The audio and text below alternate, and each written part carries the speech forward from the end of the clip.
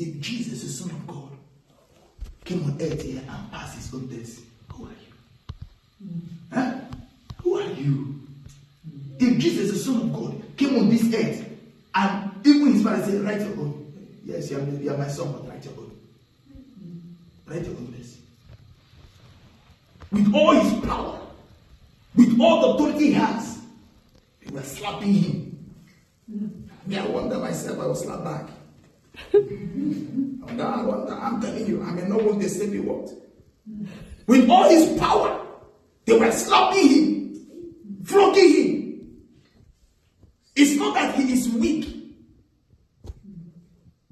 It's not that he is not powerful when they were flogging him. It's just that he's obedient. He was not looking at them. He was not looking at the whip and the pain. He was looking at his father. Will. You are beating me. He looks at his father. His father says, yes, it's okay. Be strong. You will make it. He continued to take the pain. He continued to take the suffering. Because he looked at his father way. His father didn't say, act, fight back. His father said, remain humble. Remain obedient.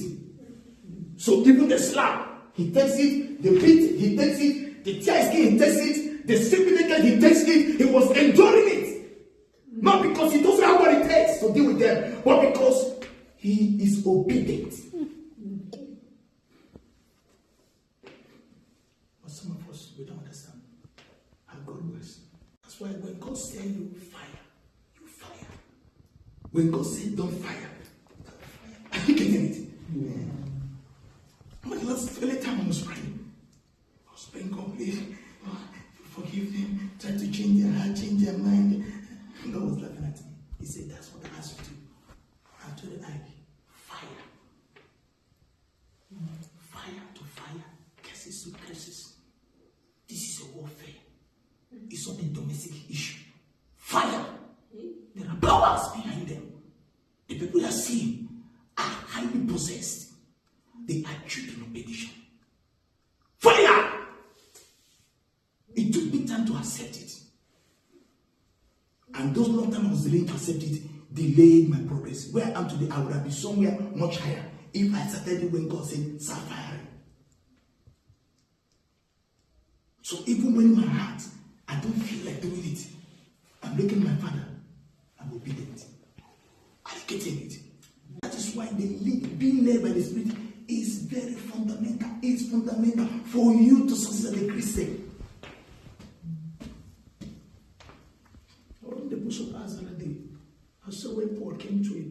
What the city Paul came in the bush of Az. When he enters that city, the Spirit of God appeared to me and said, don't waste time here. Don't waste time. God told him, don't waste time here. In this place, they will not listen to you. It's that thing that God told him. Hey, I wish God speak like that to us. Most times he does, but most times we're very stubborn because we are carried away because we want to do what we want to do. Because I believe for Paul, for God to tell him not to waste time here, maybe perhaps Paul has set up to do a program. He has notified people that is coming, right? Just like we are today, we have printed our flyers. We want to do an online prayer. We want to do an evangelism. Maybe Paul have done all that. He's now waiting to go and do it. But when he started praying before the event, God told him, don't waste your time here. Don't waste your time here. Live here. So because it's with me, I'm the one who delayed myself. I'm the only one who delayed myself by not listening to do what he asked me to do at any point in time. Most times we feel we know a better way to do it. If God says, live here, don't waste your time. And if God says, stay, even everything around there is making you feel you should live, stay. Don't allow circumstances around you to make you determine what God has asked you to do. I've learned that, but I've learned with a lot of sacrifice. I learned a lot of things. And I pray that all the days of my life, I will allow the Spirit of God to counsel me, to guide me. When Jesus said, those who believe in me will not walk in darkness, he was telling us the reality of what we hit every one of us. He said, those who believe in me will not walk in darkness, they will walk in the light of life. No, they come up to the pulpit, they want to teach things that will make people like them. There are people today, that's how they do it. That's how they carry their ministry. It's all the focus is about the people. The focus is about how do the people perceive me. That's the focus. The focus to make sure that I make it, we are always in good times. So even when they see something that is wrong, so to stand and condemn. Because that's why they give authority. Are you getting it? That's why they give authority. If you don't want to release a word of condemnation for evil, you don't want to release a word of condemnation of wickedness, then come out from the pulpit. You're not supposed to be there.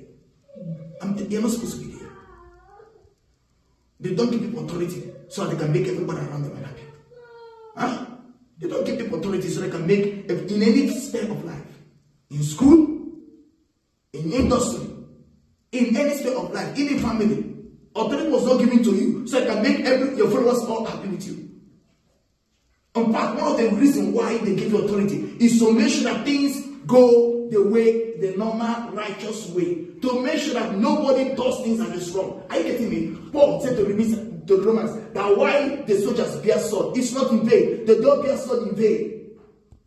Because if you disobey them, they will tell you why they're bearing the sword.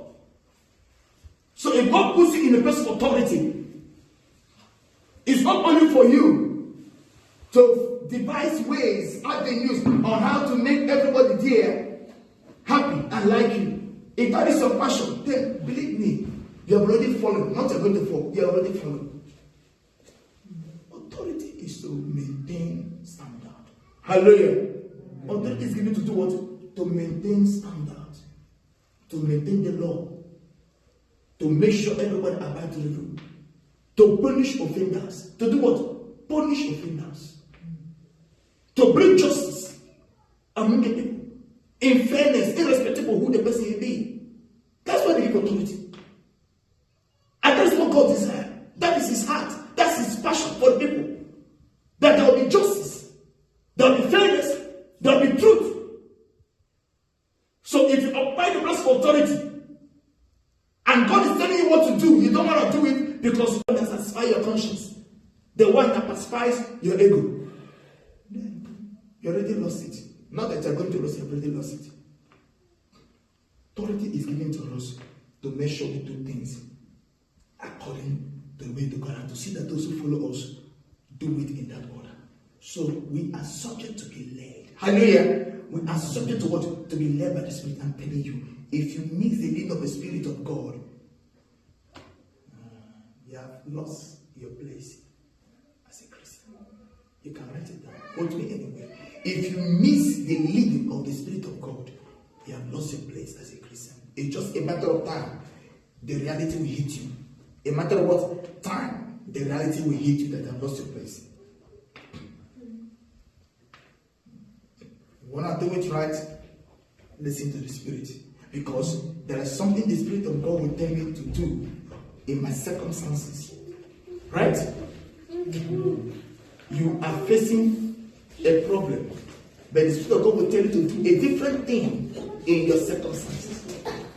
So what I did to do the will of God in a particular situation, terror, problem, challenges, affliction, may be different from what you did to find your success. In fact, in my own life, I've discovered there are things I did previously when certain challenges came to me, but presently, that is not what the Lord sent me to do now. Circumstances, He's directing me now not to do what I did then. Why? Because when it comes to God, there is time for everything. It is His Spirit that will launch you into the time that God has designed for you for any action you carry out on earth.